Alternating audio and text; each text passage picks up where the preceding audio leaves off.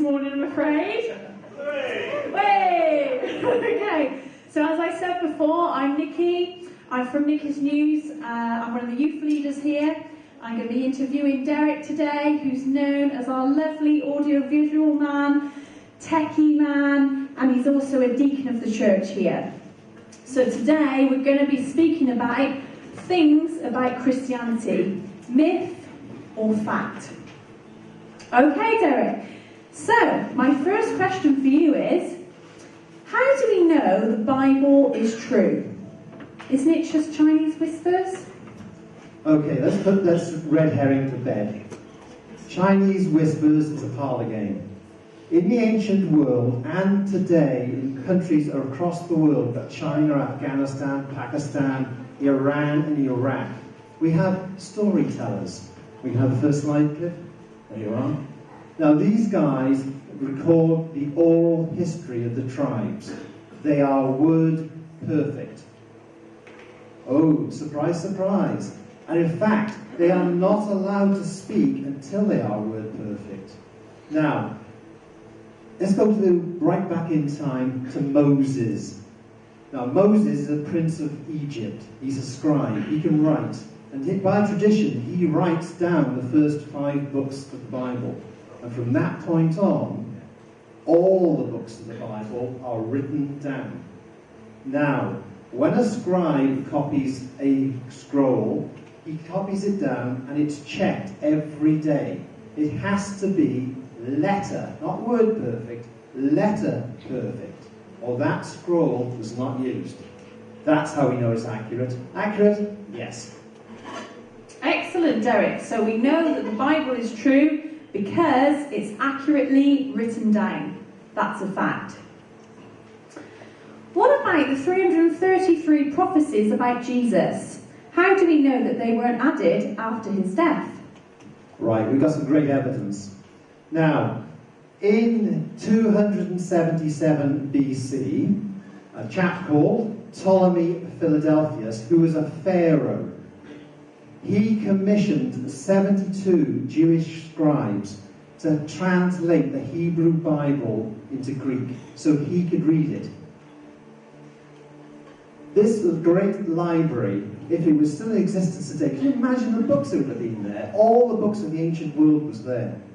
Now, we can date scrolls and scribes. We've got this one, the next scribe, can we have the next one, please? This is a scroll. It was a Dead Sea, found in the Dead Sea. It is from Quran. These are Dead Sea scrolls. This is Isaiah, and this is dated to 127 BC. Yes, accurate. Dead accurate. We have got the proof. These were written down before Jesus was born. And by the way, when it comes to dating, this is not Christian scientists doing this. This is secular scientists dating them. Brilliant. So we know that we have historical documents which included prophecies 300 BC before Christ. That's a fact. Okay then, so my next question for you, Mr. Derek, is how do we know that Jesus was a real person? Okay, this is another one we're going to put to bed. No historian today has ever doubted the existence of Jesus. Okay? Now then, let's talk about historical documents showing the life of Jesus outside of the Bible. Right, you all believe in Julius Caesar? Okay. This is the height of documents for Julius Caesar. Ancient documents for the first 300 years for Jesus would be as high as the ceiling in this building. And they are written by all sorts of people. Let's have a look at them. We have a Roman historian and senator called Tacitus. And he actually says they were hated for their abominations. They were called Christians from a man called Christus. He also goes on to write that this Christus died at the hands of Pontius Pilate. He confirms his death. Further, we have Pliny the Younger, another great Roman historian. A little bit further on, now this is probably one of the best pieces of evidence. There are comedians in the ancient world, and we have a Greek comedian called Lucian, and he writes about Jesus. He's not very pleasant, he's not very nice about Jesus, he still writes about him, and we have his writings. And then we have a guy called Josephus. Now, Josephus is a Jew who was captured by the Romans, and he writes down the history of the Roman Empire and the Jews. Again, that document is available, you can go and have a look at it. All these documents are available, you can actually go and read them, all the translations. So, Jesus is a real person? Yeah. Okay, Derek, so you're saying that all historians have acknowledged that Jesus was a real person. The reason that they agree is there is so much documentation outside the Bible. That's a fact. Wow, Derek, for somebody who supposedly didn't exist, he's made a lot of history for himself, wouldn't you say? Absolutely. When you look at how Jesus has changed the world, our legal system, Jesus. The way we exist, our morals, Jesus. That's the influence of this man. So for a man who didn't exist, he did very well. I'd say. Yeah, and I suppose this is another question that's probably on the tip of people's tongues. I'd say it's, did he really die on the cross? I actually get asked a lot about this, because a lot of Christians talk about Jesus' death, but not the fact he's living. He is alive. So let's look at real evidence. Let's not mess around. First of all, the Romans confirmed that Jesus was killed. They write about him. Now, in how do we know that he died on the cross? There were 3 people that day. If you were a Roman soldier, you could not allow anybody who was going to be for execution to live. Because if you did, you were executed. No ifs, no buts, you were executed. So you can make sure, guarantee that the Roman soldiers made sure that they were dead. The 2 people who were crucified with Jesus had their legs broken. But Jesus had his side pierced, the spear.